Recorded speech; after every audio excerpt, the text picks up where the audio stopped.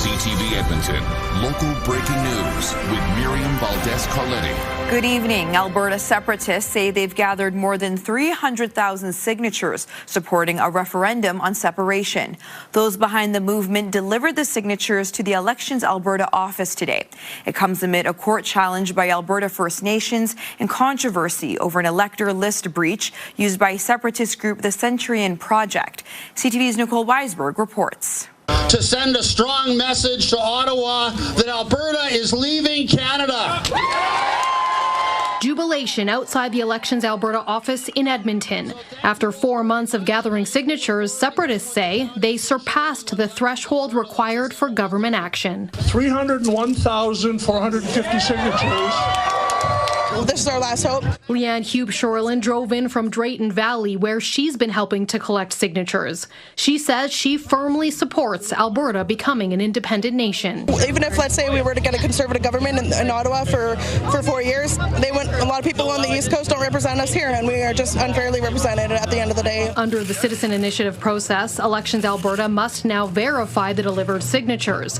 That can't begin until a judge rules on a First Nations court challenge, which is expected later this week. This petition is coming under the Citizen Initiative Act. There's also a Referendum Act that allows, as we know, the Premier to put referendum questions, as she's already done, for October 19th, and there will be pretty intense pressure on her to do so if the court rules against the petition. The leader of the group behind this petition is also encouraging separatists to support the UCP. The Premier may or may not represent the base. And if I tell people to join the UCP, if in fact there's many or more UCP people that are Freedom people than are not, then I think that you should be able to give leaders instruction. Mitch Sylvester says he met David Parker about the Centurion Project, a group trying to get separatist support. It is now being investigated for using leaked voter list information. They showed me the app, claiming that it was going to be this wonderful thing. I looked at it for less than a minute, and then I said, no, we're not doing this. Elections Alberta says it will be checking to see if seeded names are on this petition and others. It says if any are, there will be further scrutiny. Nicole Weisberg, CTV News, Edmonton.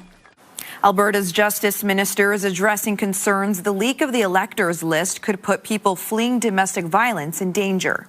Certainly, we expect to see the people who are leaking that information be held accountable. And again, we will take all necessary steps, both within my ministry and the other ministries that are impacted, to make sure that victims of intimate partner violence and domestic violence are well protected. One city councillor says he's already heard from a handful of people who fear for their safety. Aaron Paquette says at least one of his constituents is moving because they believe their address was made public. He wants to see the legislation changed so this never happens again. When a political party receives this voter list, they hold it in confidence. There are laws around it. You are not supposed to pass it on to third parties who have no accountability. Who is ultimately accountable? The people who write the legislation. Is the legislation strong enough to protect Albertans? Paquette also wants a serious punishment handed out to whoever released the information. The Justice Minister says he will consider changing legislation after Election Alberta's investigation is complete. The province says it's ready to help municipalities as wildfire season sparks up. With hundreds more firefighters and a new pilot project, it says local governments will be able to access more resources. CTV's Curtis Gooderum has more on the province's plans, which were put to test this past weekend. That fire jumped across the road and has burnt about 2.5 hectares of forest. We have 3 permanent structures that are burnt to the ground. A fire in Sandy Beach, 60 kilometres north of Edmonton, sent crews into action this weekend. Teams were able to get it under control after it damaged infrastructure in the summer village. This year, Alberta is introducing the Mutual Aid Incentive Pilot for the 2026 wildfire season. Forestry and Parks Minister Todd Loewen says that program was used for the first time this weekend by Sandy Beach. Municipalities can request up to $125,000 when dealing with fires. When municipalities have a fire breakout, they don't consider the costs. They consider the effectiveness of having as many boots on the ground as possible.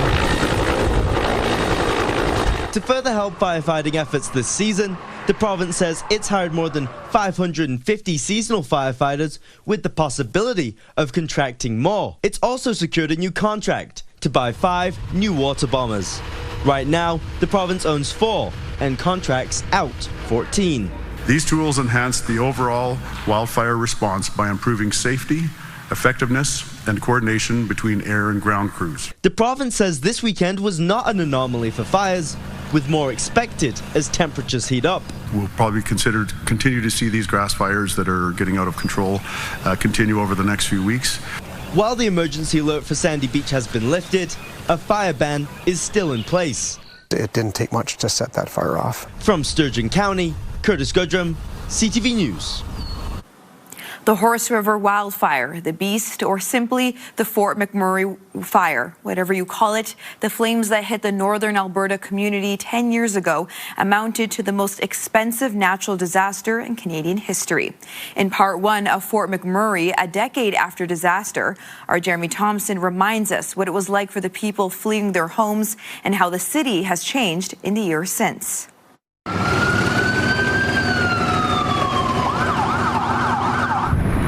You could feel the heat. Holy. It was a day like no other. May 3rd, 2016. The wildfire that had been burning near the city of Fort McMurray for days turned towards town, whipped into a frenzy by strong winds. There is no comprehension that we would be experiencing what we did by the afternoon. Melissa Blake was mayor then. The fire is down here somewhere and moving this way. She recalls checking its progress from a 7th floor boardroom at City Hall. You know, you look out at 10 in the morning, it's not so bad. There's a little smoke in the background. You look out at about 1 o'clock and holy cow, there's some flames that you can see behind Abassan, and then all of a sudden you're looking at the flames consuming the top of Abassan. Let's go, let's go! Get on the buses! Traffic backed up on the only highway south out of Fort McMurray. As cars crawled along, flames devoured dry trees and grass beside them. 10 years later, Fort McMurrayites described the organized chaos of more than 80,000 people evacuating at once. Cassie Colson was an education assistant at an elementary school. Everything shifted really fast. The buses weren't able to come through. So us as a staff decided, well, we have to get the kids out of here. What are we going to do? So we piled all the kids that were left in every vehicle. As evacuees made their way south, they encountered empty gas stations and overflowing hotels. I'm running on fumes of gas.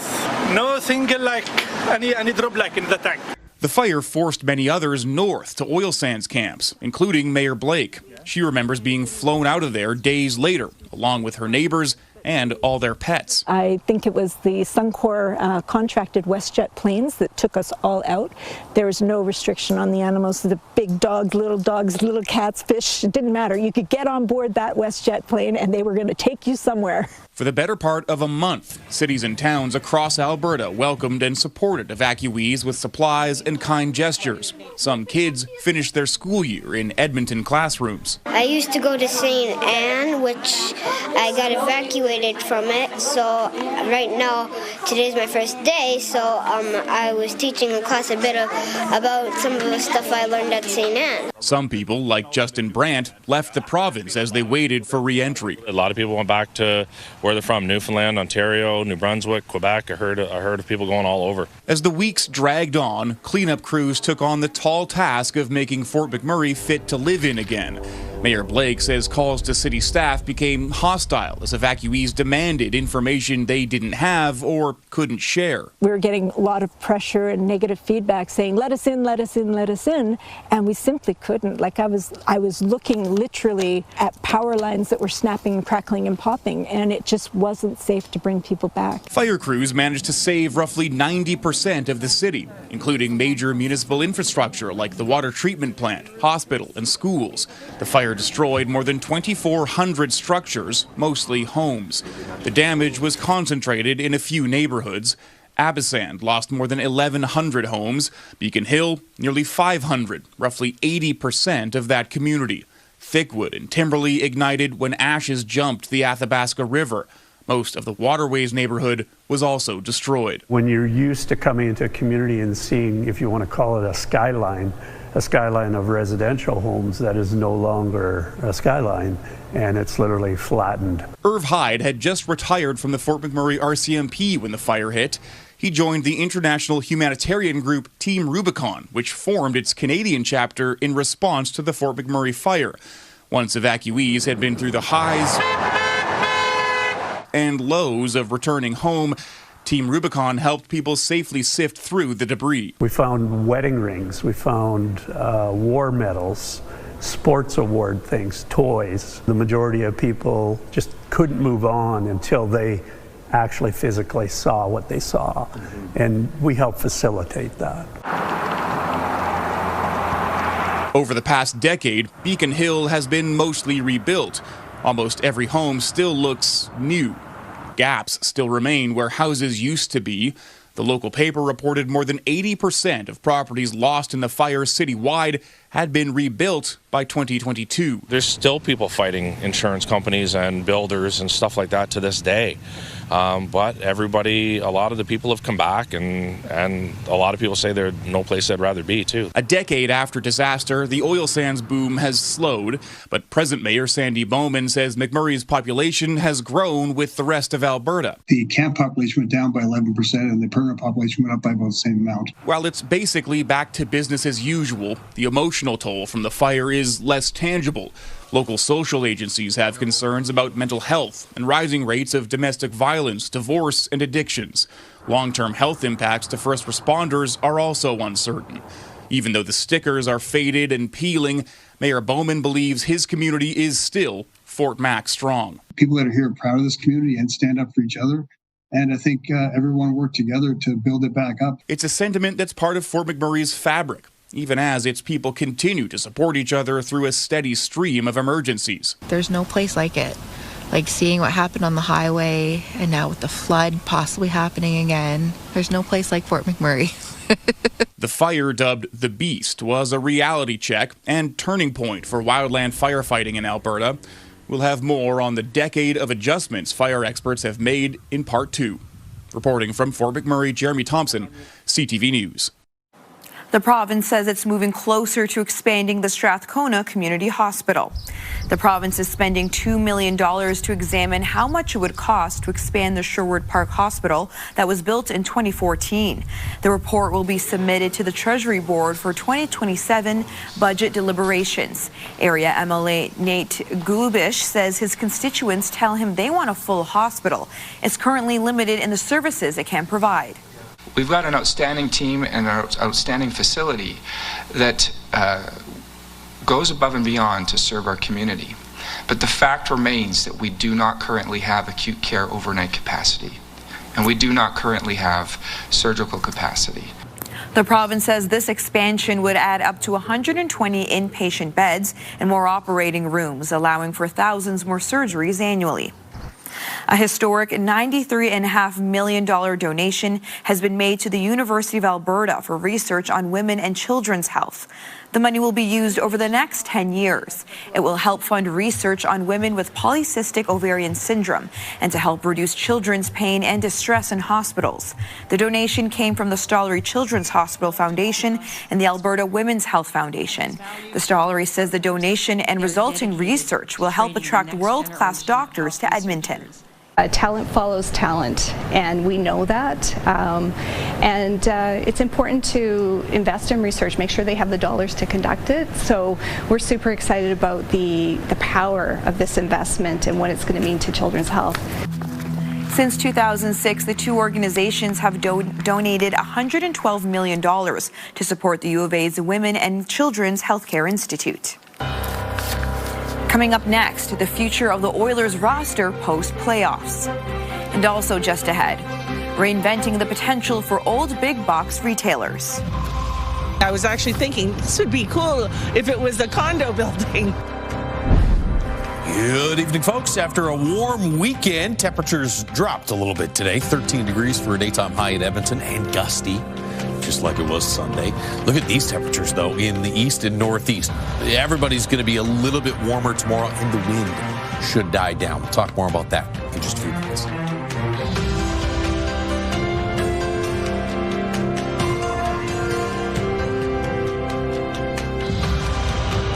Programming brought to you by Alberta iGaming Corporation. For integrity, for fun, for Alberta.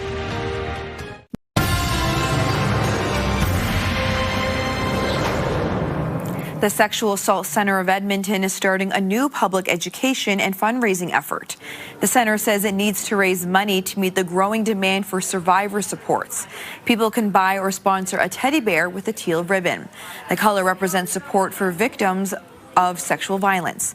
Organizers say each bear here represents a survivor, like Neil Campbell.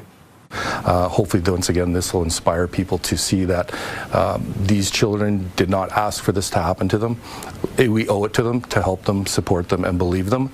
And having something as warm and cuddly as a teddy bear kind of, it makes me think of SACE, because I felt warm and cuddly when I was here many years ago.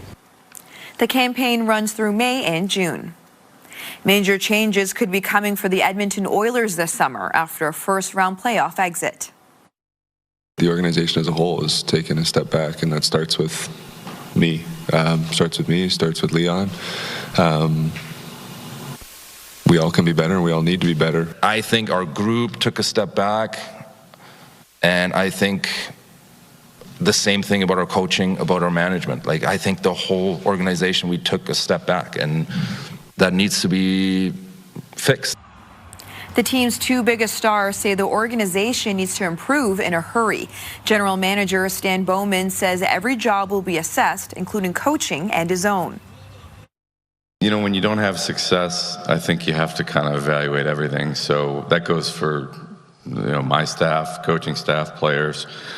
That's what we're going to do over the next little bit. We're not going to have the same group of players that we have as of today. We're going to have some new faces. Who they will be or how many they will be, it's a little bit too early to tell right now. Bowman says he will try to sign unrestricted free agents Jason Dickinson, Connor Murphy, and Kasperi Kapanen. Those players are also open to returning. I loved playing here. The crowd is amazing. The organization treats you fantastic. The city feels like home. I was saying to my wife, it kind of feels like we're just driving around home playing hockey, and everything feels so natural. I do. I had a great experience here, and I don't have anything bad to say. It was great to be with the guys. The team revealed McDavid was playing with a broken bone in his foot and ankle area, which limited his skating ability during the playoffs. When asked about his future in Edmonton, McDavid restated he wants to win the Stanley Cup here. He says as long as he feels he can do that, he'll stay in Edmonton. Former Hudson's Bay buildings across Canada are being reimagined as owners face the challenge of repurposing the massive retail spaces. One iconic Calgary landmark could be next. CTV's Kathy Lee reports on the shift away from traditional retail. From Toronto to Ottawa to Calgary, iconic Hudson's Bay buildings are changing hands and being reimagined following the company's bankruptcy last year.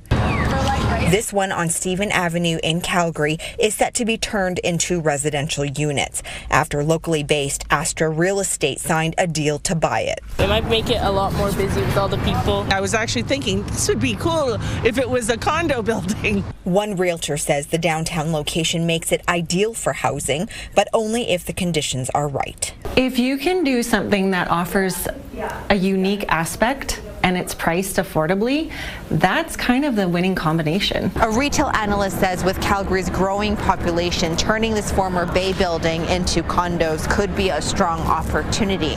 But elsewhere in the country, owners are getting creative, filling these massive spaces. If the property is in a marquee location, they may cut it up, divide it up, and lease it out to a few other retailers. In Ottawa, a company has reached a deal to buy this former Hudson's Bay, but hasn't decided what to do with it yet. And at this closed Toronto location, a proposal to transform most of it into a self-storage facility has people divided. It's definitely an interesting location for storage, but I think a lot of people downtown need storage. I think it's the wrong location. Property owners say it's been difficult to repurpose buildings like these, citing market conditions, a change in big retail, and building constraints. The department stores it's sunsetted, and we just don't need the same space. And that's why it's been tougher for landlords to fill this space. A shift many landlords are now navigating. But at least for this space in Calgary, might be a nice change to what we have down here. It's one step closer to having a new purpose. Kathy Lee, CTV News, Calgary. As costs rise, so does the price of a post-secondary education. Tuesday, we get advice on how much you need to save for your kids and how to access scholarships. Plus, the city's bug guy shows us what to watch out for in the spring. Your Morning Edmonton, weekdays.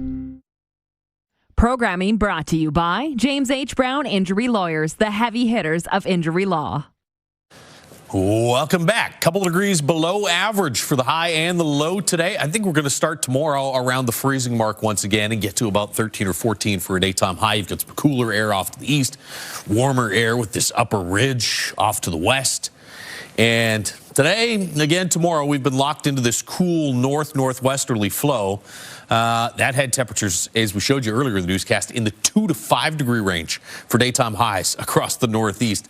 Here in Edmonton, we got to 13 today. We'll see pretty similar temperatures, and again, lots of sunshine tomorrow. And then Wednesday, back into the 20s as you get a kick of some warm air out ahead of that low pressure system. And then as that system moves off to the east, chance of some scattered showers, maybe even a few isolated lightning strikes in parts of central and northern Alberta. No heavy, steady rain, but hit and miss showers potentially late Wednesday. And then again, maybe late Friday. -5s, -6s, east central, northeastern Alberta tomorrow morning. Be around the freezing mark. Edmonton and Red Deer, 2 for a morning low in Grand Prairie. You got 16 today. You get to about 18 for a daytime high tomorrow in Grand Prairie. 11s, Fort McMurray, Lac La Biche, Cold Lake, big warm up from where you were today. 13 into Red Deer.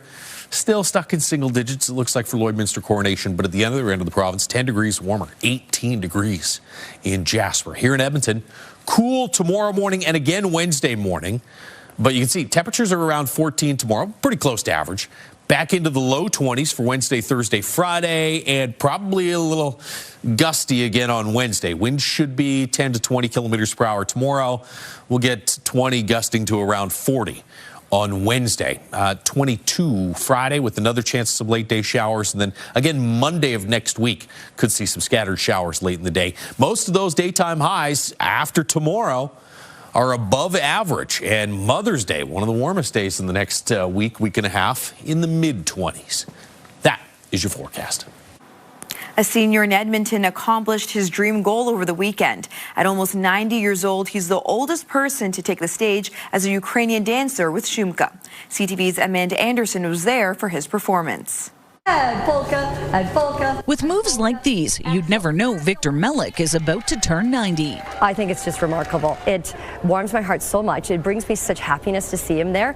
Every time he's dancing, it feels like my Guido, my grandfather. He's the oldest in the seniors Kanchumka class. It's a lot of fun. It turns into a party because there's dancing, there's music, there's laughter, there's joking. And we are learning. He's also the oldest dancer from the school to ever take the stage at the Northern Alberta Jubilee Auditorium for their year-end performance. But first, one last rehearsal backstage. Then the seniors wait for their turn to perform. The seniors steal the show, absolutely. I think they're pretty level with those little 3-year-olds who are so cute. Then it's showtime. It's so amazing to see him have that courage to get up on that stage, to remember his steps, to have fun with it. Melik says the crowd's reaction is his favorite part. You have to be there, especially for the applause. It is deafening. He got to enjoy a few extra seconds of it as the last one off stage. I planned that on purpose. If you're 89 years old and you're dancing on stage, I'm going to let you be the last one off and wave and soak up all that applause because he deserved it, like every other senior there does, but I think it's fantastic. I just love this, and I really don't know what I'm going to do when I have to leave. Mellick hopes to continue being the school's oldest performer as long as he's able. Amanda Anderson, CTV News, Edmonton. That's our show for this evening. Thank you for tuning in. Have a good night.